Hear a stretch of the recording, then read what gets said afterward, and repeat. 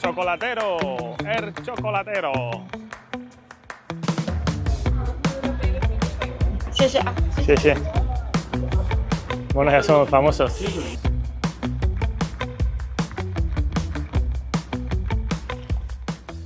Today we're doing a day trip to Hangzhou. We're into a train right now.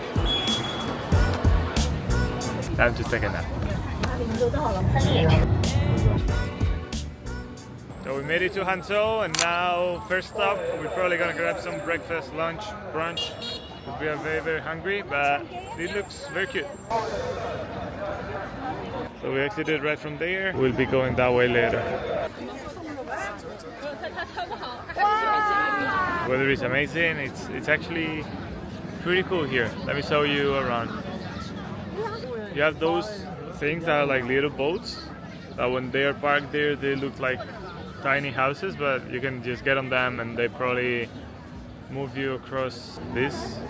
There was a tree there full of like white pigeons.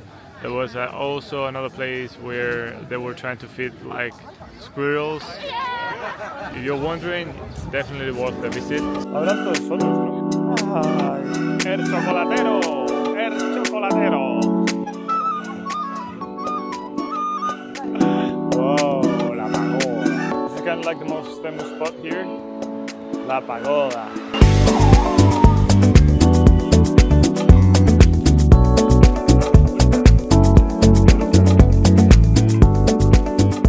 Just climb to the top of the pagoda, and this is what you can see from here. 谢谢啊，谢谢。谢谢。Bueno, ya somos famosos. Very beautiful.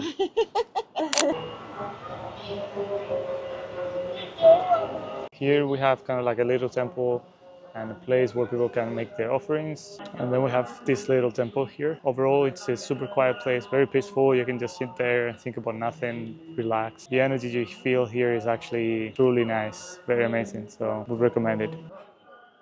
And then you can just come here, sit down, and relax. So now it's time to grab a coffee. We found a very little coffee spot here with its own Christmas trees and all that. And after that, we're gonna just head to the railway station and get the train back to Shanghai. This is what I meant before when I said that this was a city of contrasts, because we had the area with all the lake and all the nature, and then you have this area full of, you know, like super big stores with all the lights, all the screens, a lot of police, of course. But yeah, it's all part of the same city, and that's kind of like surprising to me. And you can also see there at the end of this street where you have all the flagship stores.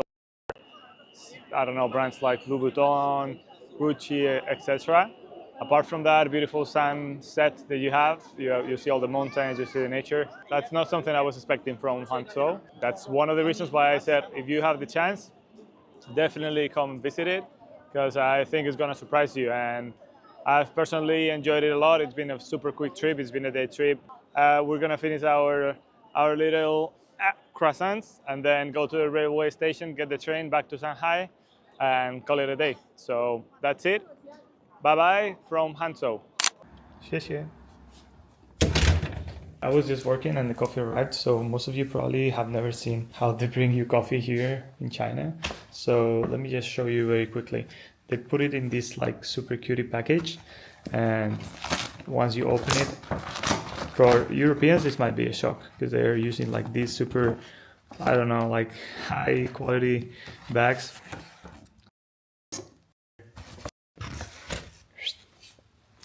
And that's it, they bring you your little coffee. Why this is not focusing me, but okay, so basically I just wanted to grab the camera again and give you a little bit of an update, because I know that I probably haven't given you an update for quite some time. I've been really focused on trying to think about the best ideas for content, etc. And I was losing sight a little bit of the main objective why I'm doing this. And that's just to document the entire process of building the company. You probably are more interested in to know like what are the different stages, what are the things that I'm doing, and just getting a look at the behind the scenes.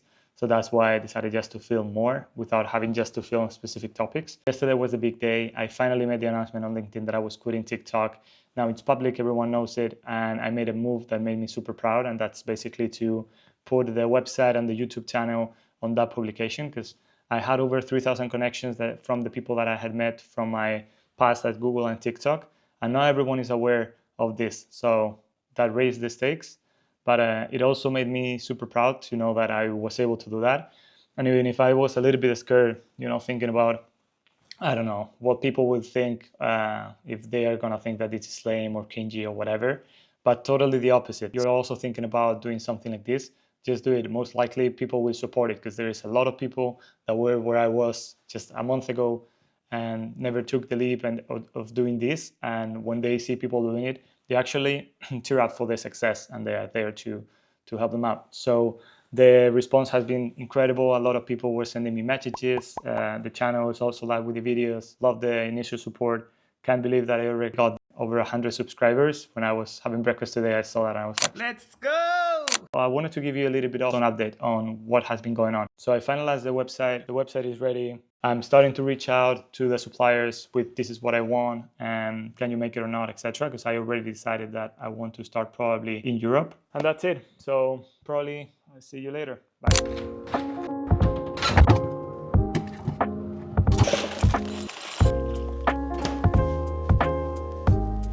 Here's another thing that you can't stop doing. Da Tijuan bookstore. 61 days, let's go. And remember, consistency is what makes success, so keep it going. Okay, so I know that I said yesterday that I was gonna get on to sending out the emails to the suppliers. Truth is, I haven't done it, so let's get to work. In case you're wondering how am I gonna do it, I basically researched a list of suppliers, and now I'm gonna send them an email asking about their conditions, saying what is the kind of product that I want to build. And the next step would be to try to get a short list from that, with a very clear understanding on whether or not they can make your product, in which parts of the process are they going to be involved, if they're just going to manufacture it, if they are going to also to provide the packaging, they are going to be shipping from the factory to the warehouse, or what kind of service they provide. Also very important to know in this case, in my case, since I'm building an e-commerce, which would be the minimum of the quantities, if they are fulfilling the different regulations that you need to take into account depending on where you're selling, etc, etc. But right now, this is just going to be the first outreach. I'm just going to be trying to use these emails as a presentation to see whether or not I should start having a deeper conversations with them. So it's time to start sending out those emails. Hopefully I can update you on how this all went pretty soon. So fingers crossed, and this is the search for the supplier. Has any of you actually built an e-com and found the process of finding the supplier super hard? Because for me, I can't really understand that it's so fucking complicated unless you just go to one of these Alibaba kind of stores. But if you really wanted to build something that is in a particular sector where there is regulation, or maybe you're trying to do something pretty unique and you're just not like reselling stuff, you're actually building your own product, man, how hard it is to find a supplier. And again, maybe it's just that I'm pretty dumb and I don't know where to start, but